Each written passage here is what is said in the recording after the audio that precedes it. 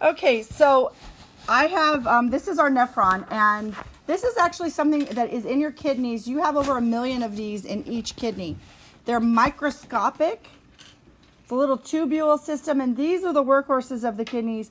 These are the structures that are responsible for formation of urine. We're going to be writing all over this, coloring it up, and a picture of a completed nephron, all labeled for you, is in your textbook on Google Classroom. It's also in your textbook, but this exact diagram, all completed, is already the picture of it is on Google Classroom. You can use this completed worksheet as a left-hand page in your notebook, along with the check for knowledge or check for understanding. I always forget what it's called. That worksheet. I want you to have that worksheet done tonight. Bring it in tomorrow for a stamp, and we'll go through the answers and review. Your quest will be Wednesday, and your notebooks are absolutely, positively, emphatically due on Wednesday. If you do not turn them in this week, Wednesday, not next Wednesday, not a week from this Wednesday, Wednesday, as in 2 days from now, as in not Tuesday, which is when the test was originally scheduled. You have to turn your notebooks in on Wednesday. I told you this last week that the test was going to be Wednesday too. And if they're not turned in on Wednesday, they're going to go down to half credit. So if you're just missing one page, you better turn it in. Another idea for what you could put in as an extra left-hand page would be like all of the quick check questions, the chapter test, or the chapter reviews. All right, so far what you guys have been coloring while I've been talking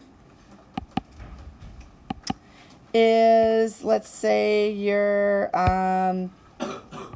highlighted in the tubule.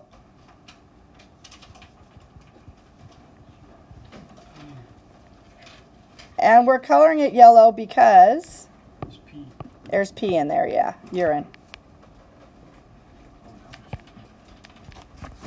Okay, next we're going to color in the 2 blood vessels. Okay, so we have to kind of move a little bit quickly. So markers work really great for this too, because those broad tip markers, you can cover a lot of space.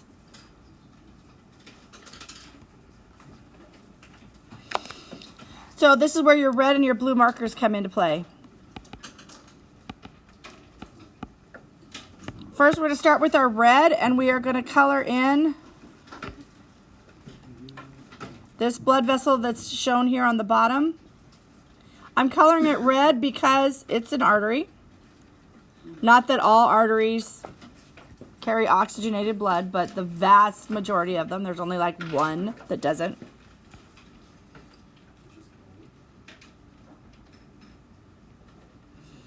And it extends up here and branches off, and a branch of this artery goes to all of the other little nephrons, and we're going to just be looking at one particular branch.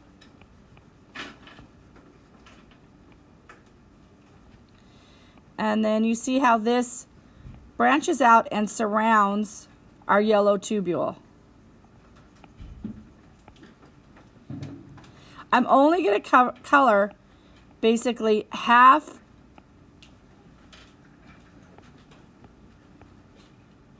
of this in red.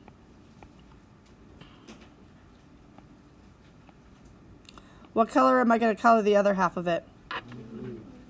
Blue. Good. And that signifies or represents, or it's significant of the fact that what happens in capillary beds? Diffusion and gas exchange, and oxygen gets dropped off and carbon dioxide gets picked up. So what goes in as oxygenated blood quickly becomes deoxygenated blood.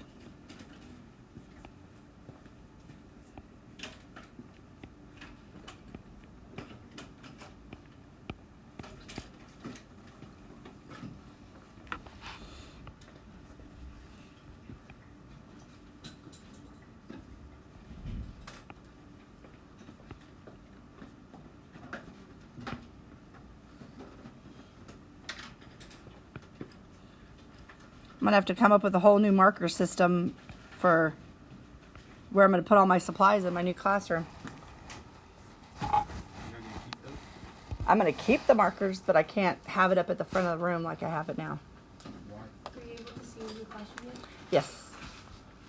It's very similar to this one, only not as many square feet. I don't think it's quite, I don't know, it may be as wide.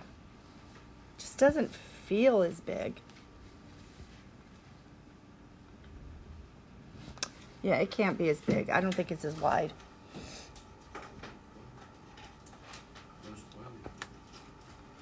I'm excited. Me too. I've never had a brand new classroom. I've never had a brand new desk or a brand new chair. What if they give you a used chair too? You get used everything, but now I'm getting brand new everything. Okay, so your diagram should look like that. You should be pretty close. So we have a tubule that urine forms and collects in, and then a network of capillaries and arteries and veins that surround it.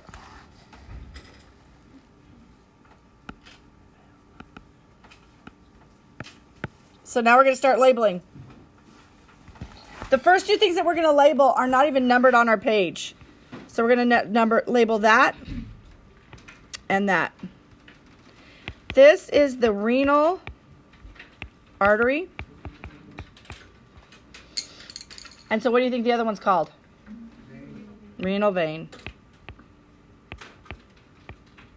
Renal refers to kidneys. This is your renal system. So blood comes in, the renal artery branches right off of the abdominal aorta, carrying blood in and up, and to each one of these different branches and it goes in here and comes out like that.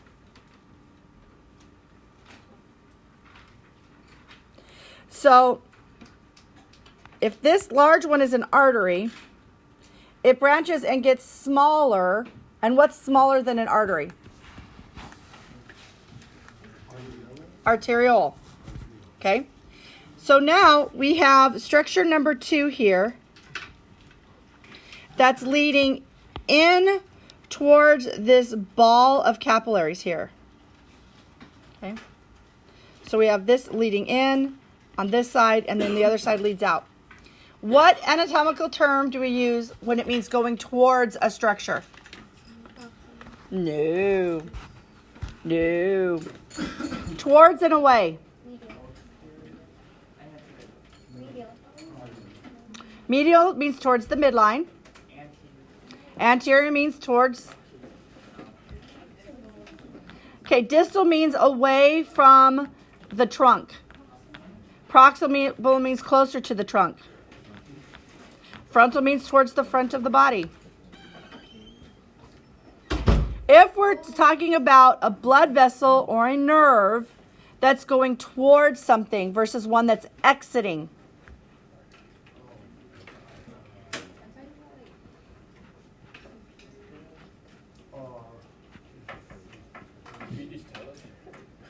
No, because you guys, this is like partly we're reviewing for the final. Already? Oh yeah, huh? Oh yeah, huh? Like 2 weeks from now. Forgot about that. Okay. Oh, I didn't say that. How about afferent and efferent? Remember those words? All right. So which one is the one that goes towards the structure? Afferent.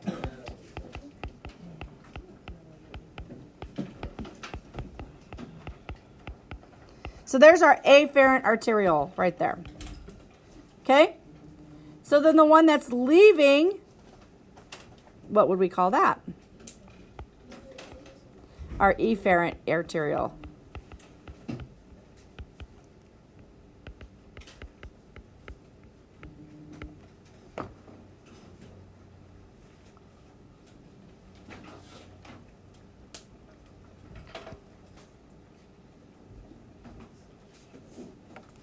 Then we have our ball of capillaries. That's number 4. And this, honestly, is like only the second new word that we've talked about today.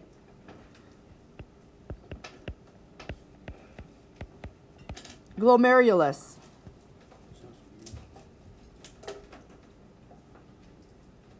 Renal was a new word and glomerulus was a new word. But efferent and afferent, those aren't new words. Arterial, those aren't new words. We're just recombining them to describe new structures. The glomerulus. Okay, the glomerulus is a ball of capillaries.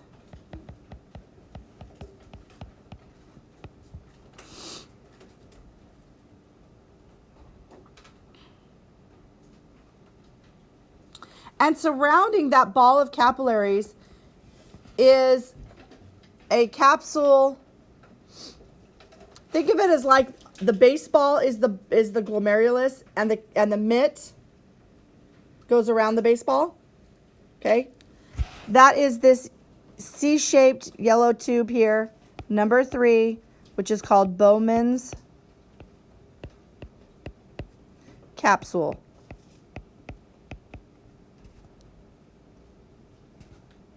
That's not very well written there.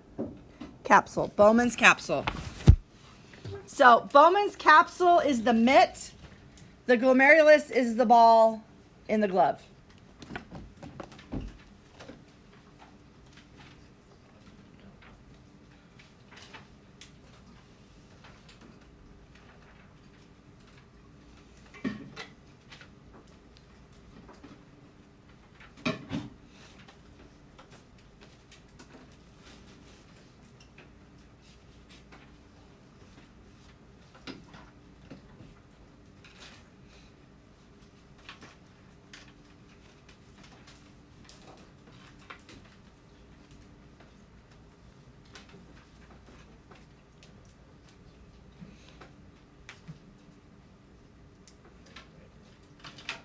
Okay? I don't want to go too fast for you.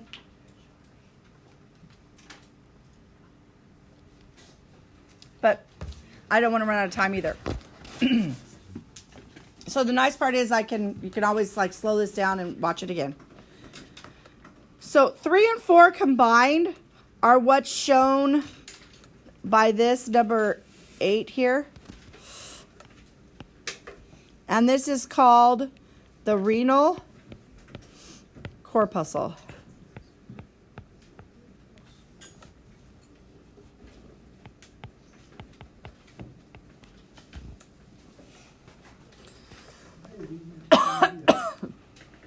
What? Oh.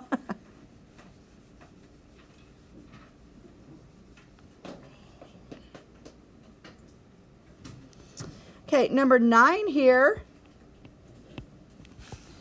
is referring to the tubes, the capillaries that go around the tubes. So what's our prefix that we use for around? Like the sac that goes around the heart was called the pericardial sac. Okay? If you have to run the outside of the field, you have to run a perimeter, right? So peri means around. So this is the peri, because it goes around. And it goes around what? The tubes. So it's peritubular capillaries. It's the peritubular capillary because it's the capillary that goes around the tubes.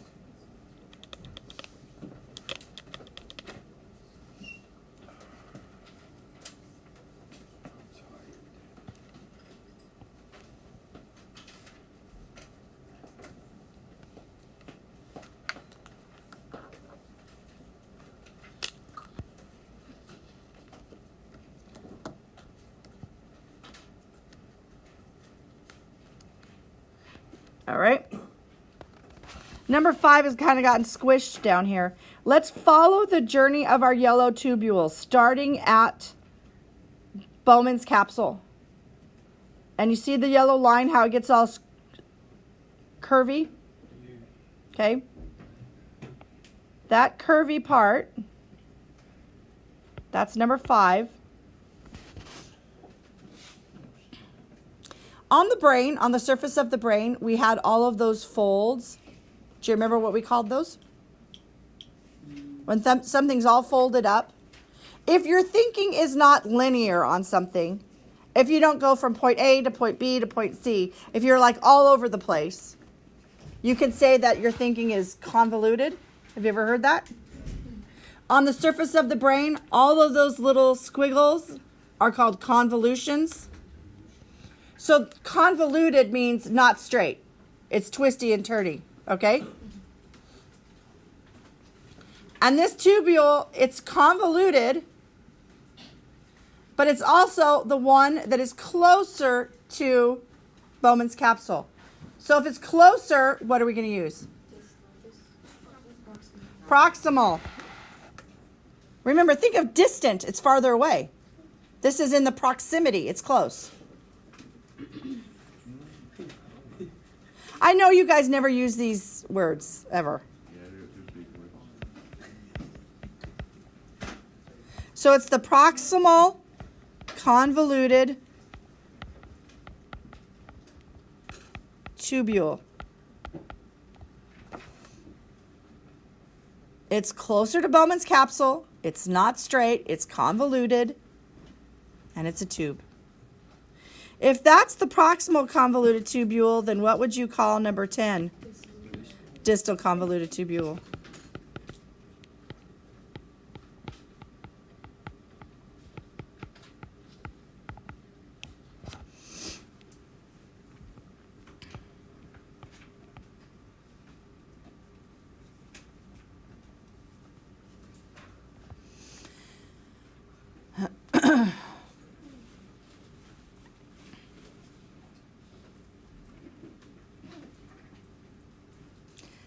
Now, do you see how it loops down and then comes back up, right? What term do we use? Let's say, remember in the colon, we had the part of the colon that went down towards the rectum, and we had the other side which went up. What words do we use for down and up? Ascending and descending.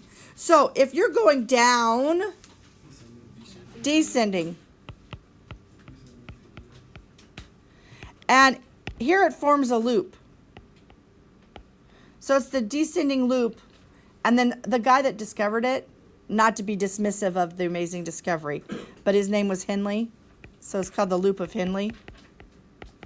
So we call it the descending loop of Henle. And the other side must be the what? Ascending loop of Henle.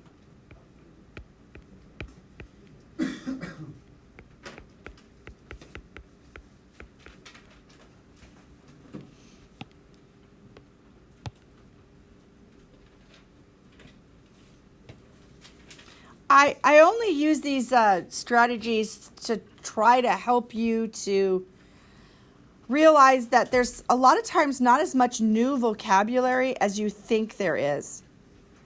If you learn words like descending and ascending and proximal and distal, you could just reapply them to describe these new things. And I'm hopeful that it would help you to remember it.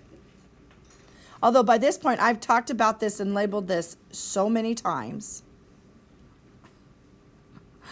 that, you know, it just seems like so duh to me now. But, you know, I know it's the first time you've ever seen this. Over here, we have number 11, and this is just going to be a collecting tubule. So imagine you've got millions of nephrons in each kidney, and they all have to connect to the collecting tubule, which then leads down into the renal pelvis.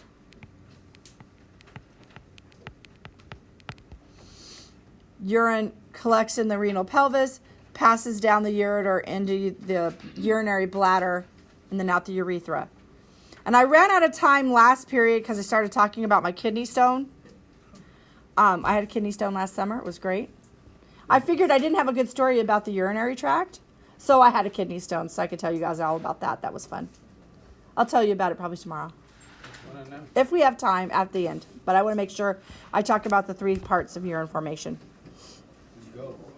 It was fun, though. It involved a trip to the emergency room and morphine. Okay, let's go. And accidentally peeing on myself. All right. So we're going to talk about the 3 parts. Maybe this orange will look good. Part 1 of urine formation is going to be happening there at the renal corpuscle. Part 2 will be happening here in the proximal convoluted tubules, just about. And then step 3 will be occurring in the distal convoluted tubules.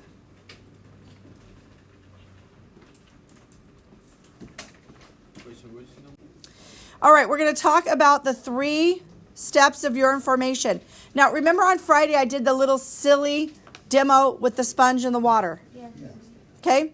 So I had the sponge over the bucket, and the sponge represented what really is the blood vessels, right? And I squeezed them, and all the water came out. What part of urine formation did that represent?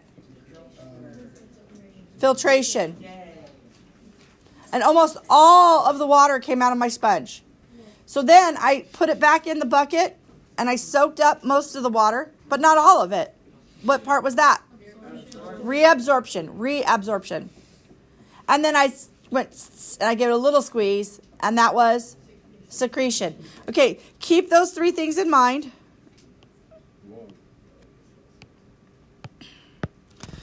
Okay, our first one. Is this orange okay? Filtration.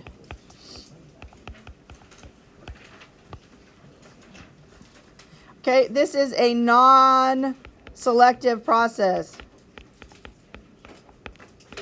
Okay, if it fits out of the capillary, it goes. So this is going from the glomerulus to Bowman's capsule.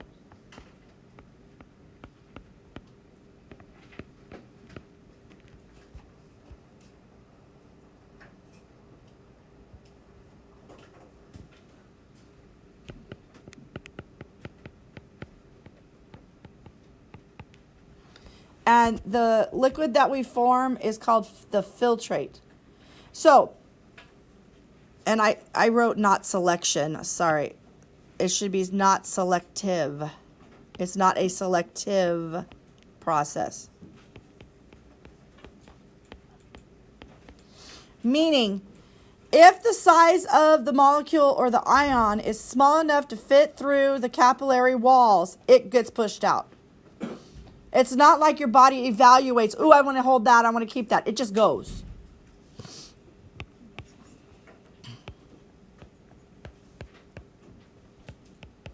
We have the removal of amino acids,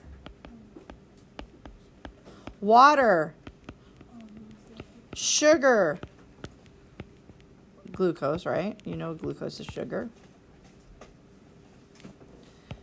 Salts like sodium, chlorine, potassium,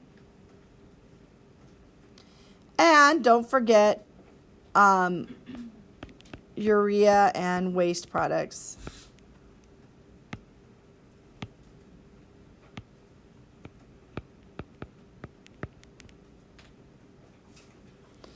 So it's good stuff and bad stuff that gets taken out.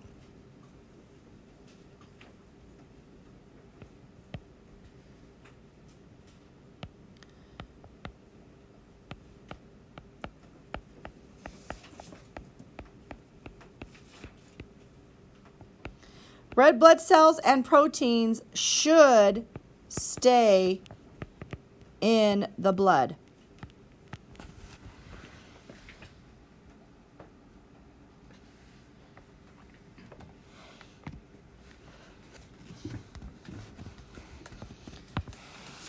So, if you have red blood cells or proteins in your urine, that's a sign of a urinary tract infection. Nephritis. What does itis mean? Inflammation. Remember during the inflammatory response, when we studied our last unit, or before the last unit, before digestive, when we talked about the immune system, inflammation causes blood vessels to be extra leaky. So if you have nephritis, if you have a bacterial infection that is causing inflammation in the nephrons, those capillary beds are going to become extra leaky and stuff gets out of them that shouldn't. And that's why you would have protein in your urine and blood in your urine. That's a sign of a kidney infection, okay?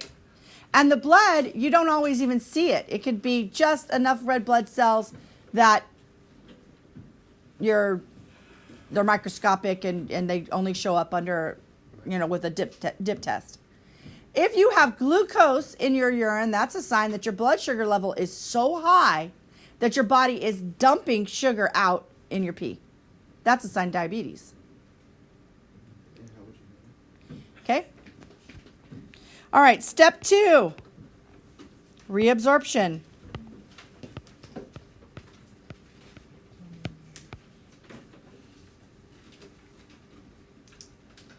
That means now, well, you already absorbed it once, right? It got into your bloodstream through your digestive system.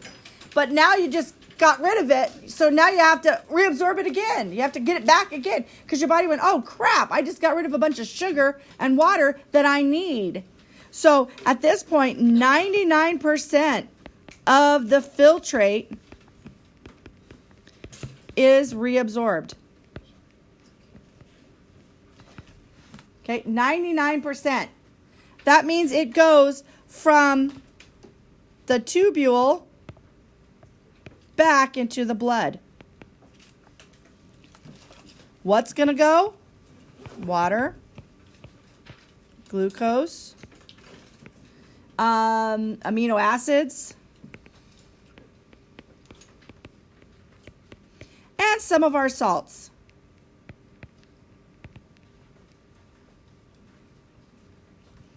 Last step, secretion. In secretion, now your body says very selectively, I probably pulled into more water than I needed to. I could get rid of a little bit more. Oh, I brought in a little bit too much salt. I could get rid of a little bit more. Okay? So this is going to be a very selective process, regulated very closely by hormones. We got to talk about those hormones tomorrow. ADH, that's a biggie. ANH, very important. So this is a very selective process where you're going back and forth from the tubule to the blood, okay? Going from the blood, and you're getting rid of, it's from the blood back into the tubule. And you're going to get rid of some more salts and ammonia. But you're also going to get rid of like vitamins that you have in excess and medications like penicillin. So that's why when you're on antibiotics, a lot of times your urine is going to take on a smell. That's because you're peeing off the extra antibiotic. If you take a whole bunch of vitamin C, that's a water-soluble vitamin, you pee off the excess, and so your urine will become bright yellow. And urine color can obviously vary according to how much water you drink. The more water, your urine's going to be clear. We should all be working towards having the clearest urine possible. That means you're well hydrated. But your strongest urine is usually in the morning, your first time you go to the bathroom, because it's been sitting and concentrating in your bladder all night long, or the longest period of time. Okay? So that's a pretty long lecture. Listen to it again if you want to. And like and subscribe to Zitterkoff Science. I already did.